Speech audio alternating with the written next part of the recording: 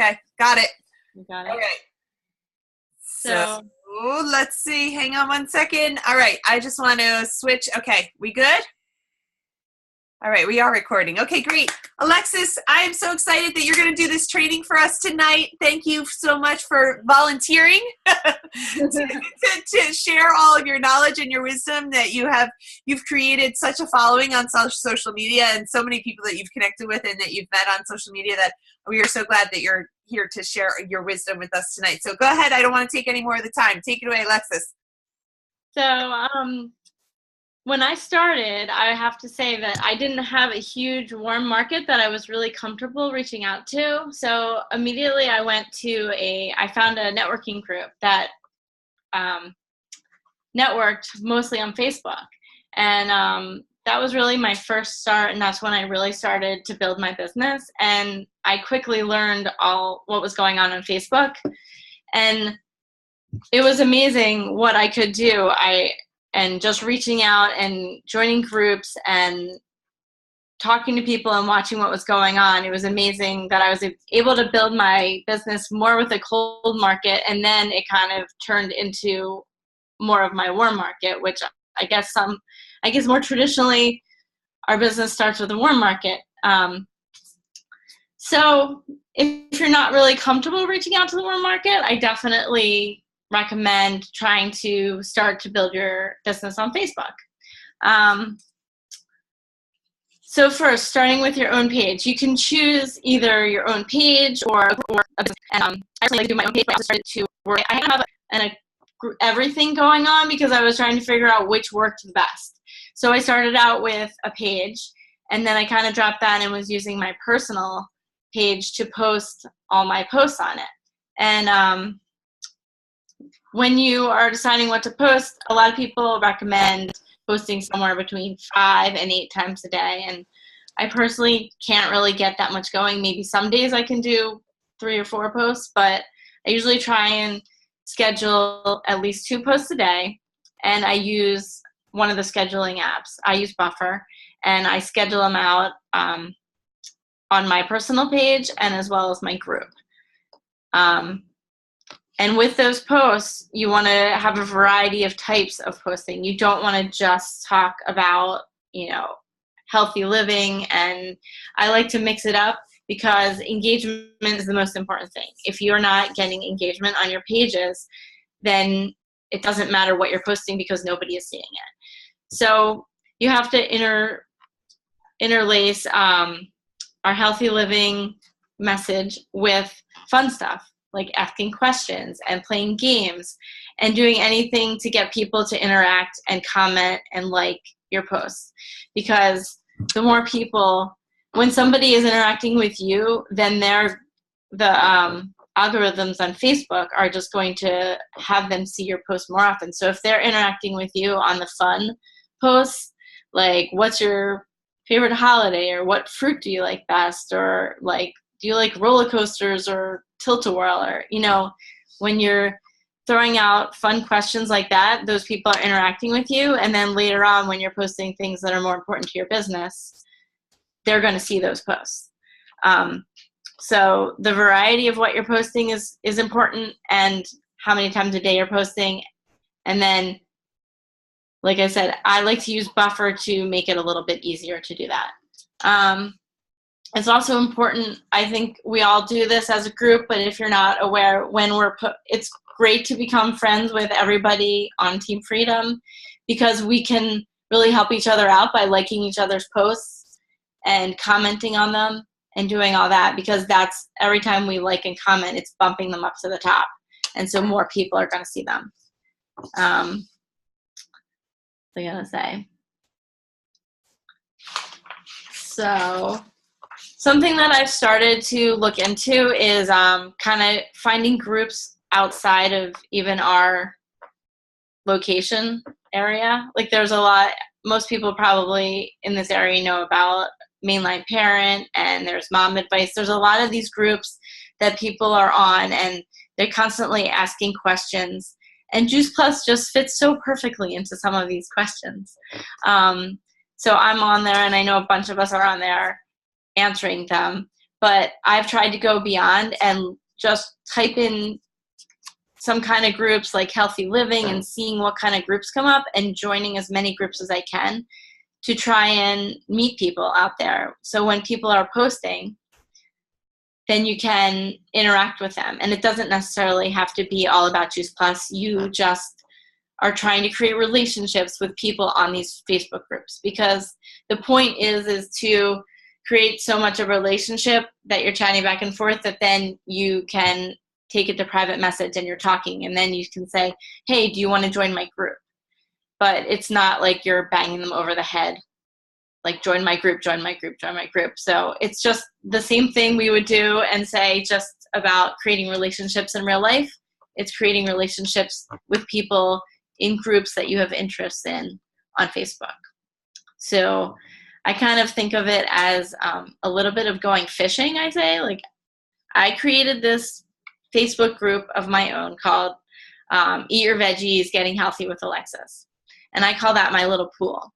So I go out to the bigger groups and I create relationships with people and then talk to them in private messages, and then I ask them if they want to join my group. So now they're in my group and I constantly have messages going on about Juice Plus and the One Simple Change and all of our messages that we send out. But now I've brought them into my world so I can kind of show them, and maybe after a while those relationships, and they're going to ask me what's going on, what is Juice Plus, and more questions will come up about that.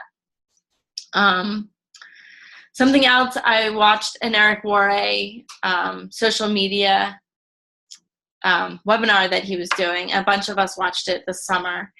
And what he really talks about is building a persona. So he just says, find an interest, whatever that interest is, and just make sure you're creating that. So people are drawn to you. People that are interested in that are drawn to you. So that's really important. And also something that's really important right now is Facebook Live. Live videos, everybody wants to see those. Those are going to pop up first in the feeds. So if you guys haven't done a Facebook Live, I challenge you to. Maybe Jess will throw out a challenge for everyone to do a Facebook Live. I know I have someone who's on our team is also in LipSense, and their team challenged people to do 3 Facebook Lives a week, and they had a prize going on. But those are so awesome because they really draw attention, and the algorithm, they pop up first and people will see what you're doing. What else? Oh, the newest thing that I've read about is Pinterest, which I'm not really that familiar with Pinterest, but it's kind of like a visual Facebook feed, a visual search engine. So I was just reading up on how people are creating their Pinterest pages with simple images and just when people search for things, and you have to use keywords, and you can create your Pinterest page. So when people search for healthy living or fruits and vegetables, your Pinterest page is going to pop up. And I will get back to you on more details with that because I'm just learning. But those are I probably rushed through it, but those are pretty much my main ideas with Facebook. Does anybody have any questions? Yeah, I do. You had said that you've tried like the 3 different ways, your own personal, and then different businesses, and then joining groups. And what did you find to be most successful? So I learned that pages do not really get a lot of activity because Facebook wants you to pay to boost the posts. So pages are for businesses and like mostly traditional businesses because they want to pay for advertising and when they want you to boost your posts. So pages really don't get seen very often.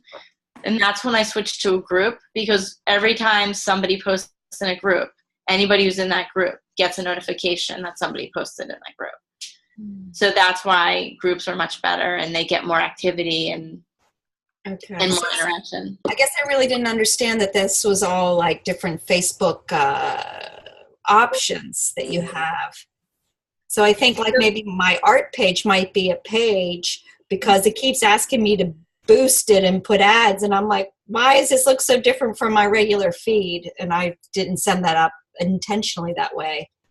Right. And usually I didn't really understand it at first either, because when I created my business page, you'd think I'm creating a business page. That's what I'll, do. And that's why groups are probably better for businesses like ours where interaction is really great. You want other people to be drawn into it too. And also with business pages, there's not as much talking back and forth, so other people can't post quite as easily, or it doesn't get seen. Like in a group, when anybody posts, it will post the same way as if an admin was posting. So everyone sees equal posting. Got it. And one thing I wrote, so I don't know if this is true or not, but they say only 10% of your friends are actually seeing your Facebook posts. And I don't know, about a month ago, I posted something like, I posted that only 10% of my friends are seeing this. If you're seeing this, comment below. And I got exactly 10% over like 3 days. Wow. So, I mean, it's crazy that only that little bit of your friends are seeing it. Alexis, can I ask a question? When you were recommending the Facebook Live stuff, are you doing that on your Alexis page, on your group page? Like, where are you doing your Facebook Live? So I was doing it on my page. What I've started to do lately is do everything I can on my group page, because then I can share it to my personal page, and then anyone who's clicking on it from my personal page will be taken to my group page. So that's pulling more people to the group page. Okay. So if you don't have a group page, but you have if you just have a personal page, then you would do it on your personal page. Okay. And another thing to think about is safety, and because we're all posting our family pictures and kids and stuff. So I'm kind of wary of, I started inviting all these people to my personal page, and then I got a little wary of that. And I stopped, and I want to put up more safeguards about, who can see what.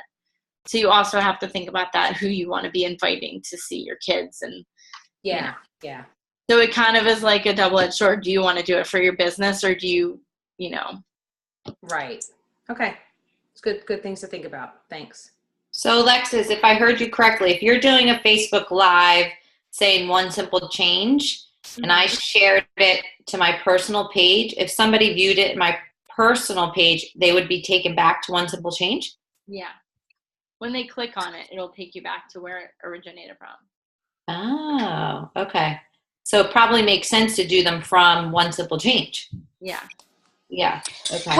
Wait. But what happens if they're not a member of the group? Well, then they can join it. You will be able to, if you shared it, you will be able to view it on the other page. But then they have the opportunity to click. They're more likely to click on it because it's a link. It links back to the other one. So if they are not a member of that page, they can ask to join it, because, it's just more likely if it's shared from a page, they're likely to, then they see that group, and they're more likely to interact and click it and want to join that group, possibly. Okay. So I have a question. The Team Freedom Health Series, I think that we created that did we create that as a group or a page? The group. Oh, it is a group? Okay. I just wanted to make sure I think so. it was done correctly. Alexis, oh, go ahead. Sorry. Go ahead, Janine. I'm done. I had a question. So I feel like trying to manage, like finding the time to do social media is something I struggle with, and I might not be the only one. So how do you schedule it into your DMO? I try and sit down once a week and schedule it out in Buffer, but I'm not always on top of that. So I'll schedule a couple days out, and then sometimes I run out and it happens. But that Buffer is the best way for me, because I don't feel like I can do it all the time. Not every day am I on, or am I thinking what's a great post, so I like to do it once a week and sit down and post those. And like I said, I was trying to do 5 posts a day, but that's too much. it was too much for me to try and do. But I guess there are some people out there that manage that. Yeah, so I try to do it. I'm sorry. I try to do it after I make the kids breakfast. So I sit down and post a couple things then. And then if I'm having lunch, which isn't mindful eating, I realize, however, but I do post when I'm eating lunch. And if I happen to be sitting down at around 8 or 9 o'clock, I might potentially post then. But that's it. Right, because Alexis, what are the peak hours that people look at Facebook? Is it like morning? Yeah, it's all over the place. I know everybody's Facebook is different. So like the algorithms for each of, or I don't know what they call it, the insights for everybody's page is different. Like how many people are looking at your page at a certain time. So there's a way. I was trying to do a little research before our call, but my son was using my computer. But I was just looking at this article, and it says, post when your fans are online. People use Facebook at different times of the day. Some are on Facebook throughout the day, while others may only check it early in the morning or evening. If you're randomly publishing a few posts a day, there's a good chance some of your audience will miss it. By the time they check their feed, your content will be buried. A better tactic is to post when your audience is most active. Check your Facebook Insights to find that data. To access it, click the Insight tab, then click Post in the left menu. So I could go on reading it, but maybe I will just post that to our Team Freedom, and I can read up on that so I can explain it a little bit more. Because if you use Buffer, they'll tell you your insights, and they'll tell you how many clicks each posts are getting and stuff like that. But I need to look more into that insights thing. I remember too, when we would go to conferences or just trainings, how much they would emphasize social media as like really your networking tool, and that if you're not on social media, you're not existing, basically, and especially in our businesses. So I think that's like, the hardest thing is if you're not comfortable with it is finding good content. And one thing that I like to do is I'll like just Google, like today I said images of GMOs and disease risk, and all these images came up, and I found one that I really liked about kids.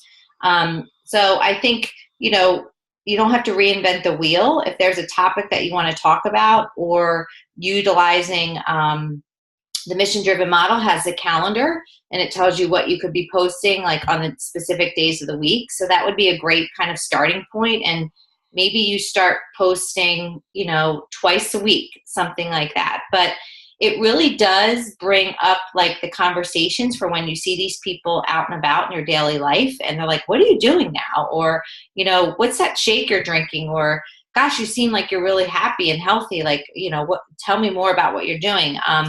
And I think now that we're starting to hit like holiday season, like Halloween and Thanksgiving and Christmas, you're going to start to see all these people more and more. And it's just a great kind of starting point for you to have these conversations with people, and then for you to know what's kind of going on in their life. So I find it like my way I manage it, Whitney, is I go through my notifications and I see all my notifications first, and I see if anybody liked or commented on anything that I posted, and I immediately go there, and then I'll start to go backwards and say, oh, somebody posted in One Simple Change. Let me see what that was. And if I have time, I'll go on my news feed. But I really, it can be a time sucker. That's for sure. It definitely is. Yeah. But I agree. Like, I also will go into the search of Facebook and write things like Shred 10. So you can see what other people and other teams, as long as it's a public post, you write Shred 10 and a whole bunch of posts will pop up from other reps, and you can like grab stuff from them, and we don't have to be that original. We don't have to be making up that. It's all out there for us. Yeah. One thing I like to do too is I'll Facebook stalk my customers before I reach out to them too. So that's a tip I've started doing more frequently, just to kind of make that connection. If there's someone that has been liking your posts, then you start going and liking their posts and engaging and commenting on things they're posting. So once you guys start engaging more, they're going to see more of what you're doing. Mm-hmm. So search out people that like you, and then start connecting with them back and forth. I had 2 Juice Plus reps reach out to me on Facebook, and they were like, seems like we have a lot in common. You're really into health and wellness. When did you start that? And I was like, and I went and looked to see who they were, and I was like, oh, you do Juice Plus too. So it was just really interesting to see, people are doing it. There are people out there doing this. They are totally cold calling on Facebook. So it's funny. And there's like, I'm in some MLM groups where everybody is marketing a different product, and they're like, friend me, So people are all there's a lot of groups out there that are just about connecting and networking and meeting other people. Mm-hmm. So Alexis, did I hear you right that you have your own networking group, or you just going I do belong to a networking group that is local, and but we do, instead of something like BNI where you have to meet every week, we mostly do our networking in a Facebook group. Okay. So that's how I kind of started getting involved in this and really learning the ins and outs. And this and my cake business really started me.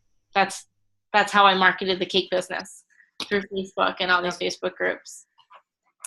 Alexis, we're running a little bit close to time here, but I just wanted you to share, speaking of your other groups that you're networking in, can you share just a little bit of how you've used Meetup recently? Because it's another way of social networking.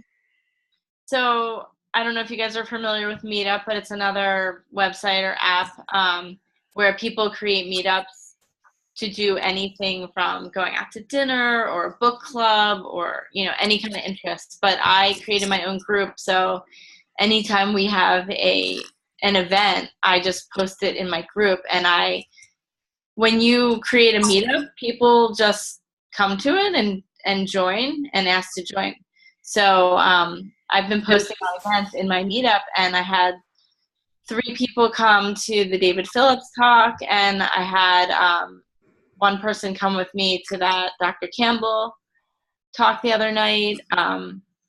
So people are just saying that they want to join me at these events. Oh, and there's a girl who came with me to some of the summer series this summer, and she was the most successful one of my meetup people because she became a customer, and she's come to 3 events with me, and we talk often, and so that's working out.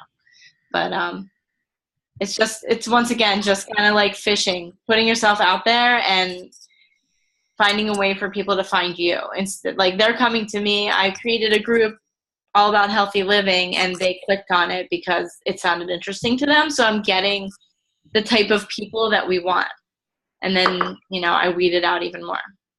Okay, so I have a question about that. I was going to ask Jessica about that anyways. I just yesterday or 2 days ago, I invited people to the Healthy Living Revolution Zoom call that's coming up on October 26th. People that I know have dealt with breast cancer and stuff. So are we, because it's a Zoom call, and I know there is a limited amount of people that can actually call in. I don't know what the number is, but can we just invite our friends, say 50, 60 people at once, or should we be careful doing that? Like, is there like a limit of how many people we can invite?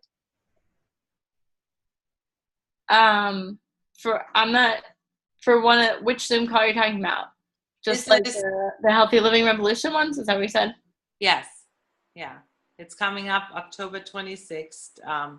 And it's with a doctor. Let me just see. I would say you can invite as many people as you can invite, but I don't know if I would give out the number to everybody. What do you guys think? You give out the number once somebody comes back to you and connects with you and says that they're interested. I would just, so when I'm doing the meetups, I'm not posting information. Like, I'll say there's an event in Westchester, but I won't give the location. And when the time gets close, I'll, the people who are really interested, if they're private messaging with me and talking with me, then I'll give them the information. If they're just going to be like weird and not answer me, I'm not going to tell them where I'm going to be, and Right. so. And also with Meetup, I'm a little wary of doing it when it's in a home. If it's in a public location, I'm fine with it. Right. Okay. Good stuff. So I hope I answered some of your questions. I hope it was helpful information. This is great information, Alexis. Yeah. Go ahead, Patty. No, I think definitely you answered some of the questions. It is very intimidating for me to think that I should do at least 3 live videos in a week.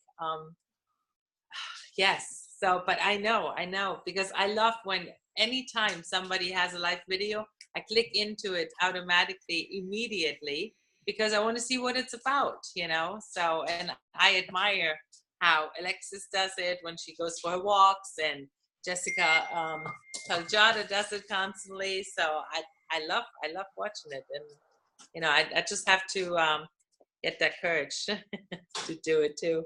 All right, Patty, you and me, we're going to do one in the next week. All right. Oh, somebody threw down the gauntlet.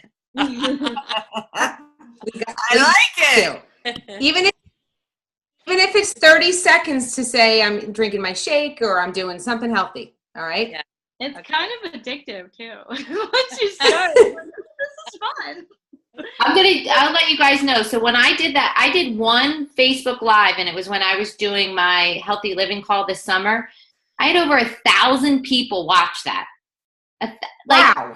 That is craziness. I've never had more than a few people comment. So it just shows you people want to know what you have to say versus what you're posting, because they don't see ever doing it, And I mean, I was like, what? Like, people actually are watching these. It's crazy. Yeah. So be brave. Well, do you think there's a difference between being Facebook Live and recording it and then posting it? Yeah, because the algorithm pops the Facebook Lives. More people see the Facebook Lives. And people get notifications. It'll say, Jess Sontag is live on Facebook. And as you're doing it, and then what I have noticed is that people that are doing it, they kind of pause and they wait for people to come on, and they'll be like, oh, hi, Patty. Hey, how you doing, Jen? And they'll have a conversation and wait for people to get on the Facebook Live, and then they'll send whatever message that they have. And some people will do going live in 5 minutes. They'll post something, and then they'll come on. You just put that on your Facebook page, just Mm-hmm. So you just post, I'm going live in 5 minutes? Yeah. Okay. And when Gina and I did the Stephen Ritz cake thing, they posted going live at 3:30, which was an hour or something before. So they posted up that they were going live at a certain time. Was anyone on that winter, the Facebook Live that winter that girl did? They were on for, 20 minutes just saying hello to people before they even started the event. Wow. I still have to watch it. But I did see one of her recordings was 17 minutes. Yeah. They did I think 17 minutes or so, or 20 minutes of just people coming on, and then they stopped it and restarted it, and then they did it. And she was on live for almost an hour, I think. Wow. Cool. That's amazing. All right. Well, everybody, thank you so much for jumping on. I'm going to stop the recording here now. Thank you, Alexis, for all your pearls of wisdom. They're amazing. And I think we all really gained a lot of knowledge tonight about our social media. And, you've given us great tips and ideas. I see everybody's wheels are spinning. So hang on. I'm going to stop the recording.